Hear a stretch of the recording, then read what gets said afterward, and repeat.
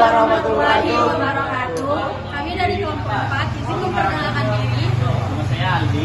Nama saya Muhammad Amar Gojiarab. Nama saya Widya Ningsih. Nama saya Rinda Nisa. Nama saya Intan Kilani. Nama saya Widya Triana. Nama saya Andi Sabitri.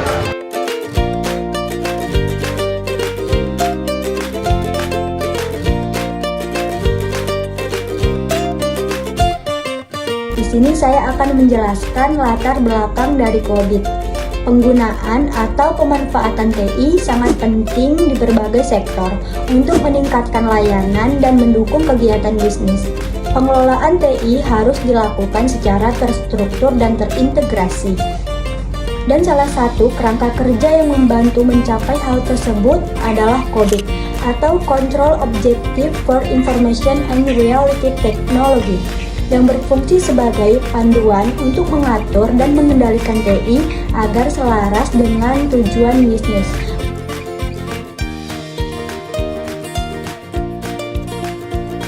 Di sini saya akan melanjutkan menjelaskan tentang permasalahan dan tujuan. 1. Apa yang dimaksud dengan COVID dan bagaimana perannya dalam tata kelola teknologi informasi. 2. Bagaimana COVID membantu organisasi dalam mengelola risiko dan mengoptimalkan sumber daya TI. 3. Bagaimana komponen utama dalam kerangka kerja COVID yang relevan dengan pencapaian tujuan bisnis. 4. Bagaimana penerapan COVID dalam pengelolaan aplikasi, informasi, infrastruktur, dan sumber daya manusia. Selanjutnya ada tujuan. 1. Menjelaskan konsep dasar dan tujuan dari kerangka COVID. 2. Menganalisis peran COVID dalam tata kelola dan manajemen risiko TI. 3. Mengidentifikasi komponen penting dalam COVID yang mendukung tujuan organisasi.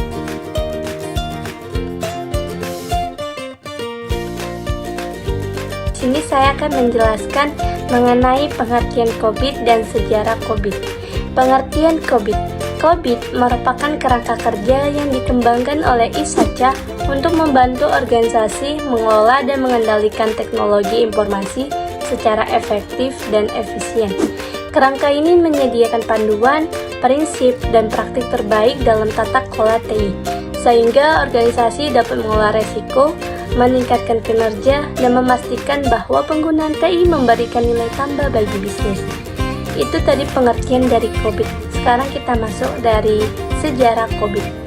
COVID diterbitkan pertama kali pada tahun 1996 dengan berbagai versi seperti ada COVID 3.0 pada tahun 2000, ada COVID 4.0 pada tahun 2005, ada COVID 4.1 pada tahun 2007, dan COVID 5 pada tahun 2012.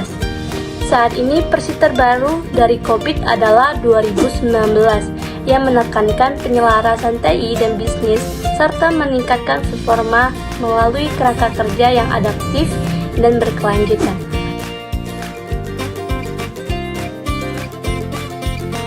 Di sini saya akan menjelaskan tentang kerangka kerja COVID.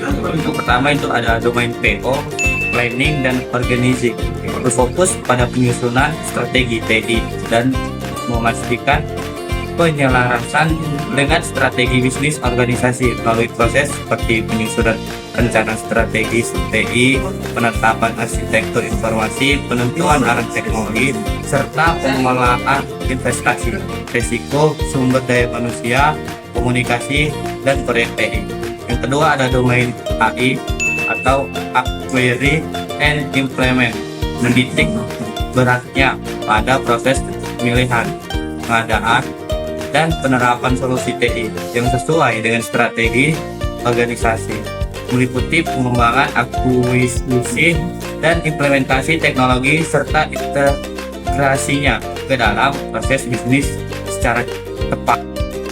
Yang ketiga ada domain DS, Deliver and Support, berfokus pada pengiriman layanan TI yang mendukung operasi organisasi, meliputi pengelolaan layanan, infrastruktur, keamanan sistem, serta manajemen insiden dan pemerintahan layanan pengguna. Yang keempat, domain ME, monitor dan evaluate. Bertujuan untuk memastikan kinerja TI dipantau secara berkelanjutan, melakukan evaluasi, serta meningkatkan proses TI agar tetap relevan dan mampu memenuhi kebutuhan organisasi.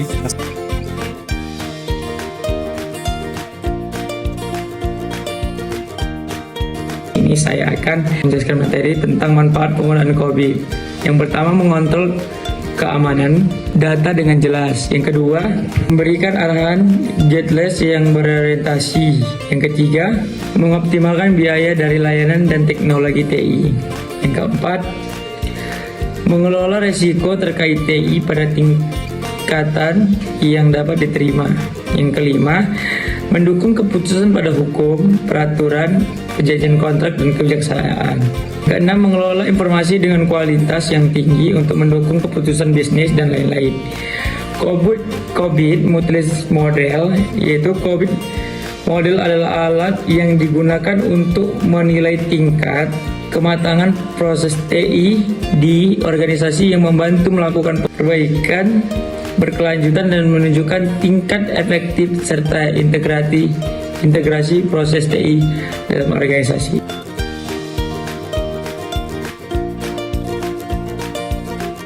Saya akan menjelaskan kelebihan dan kekurangan COBIT.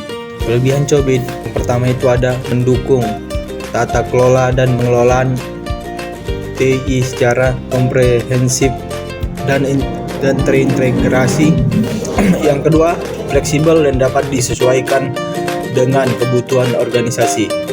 Yang keempat, selaras dengan standar lain seperti ITIL, manajemen layanan TI, ISO ataupun IS.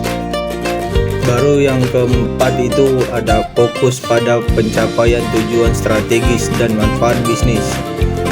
Dan selanjutnya, kekurangan COBIT. Yang pertama itu ada kerumitan penerapannya. Yang kedua, hanya fokus pada kendali dan pengukuran. Yang ketiga, hanya memberikan panduan kendali dan tidak memberikan pendukung implementasi operasional. Yang keempat, dan kurangnya dalam memberikan panduan keamanan, namun memberikan wawasan umum atas proses TI pada organisasi daripada IT infrastrukture library. Misalnya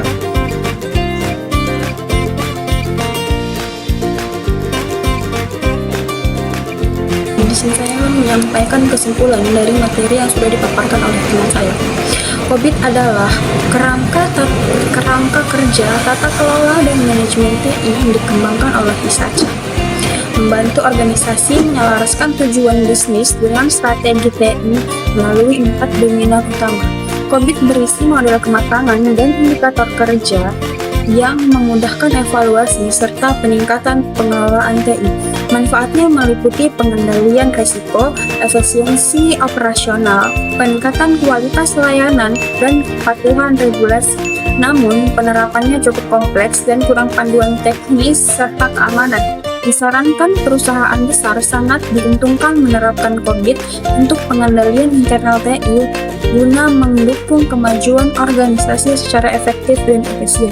Terima kasih. Assalamualaikum warahmatullahi wabarakatuh.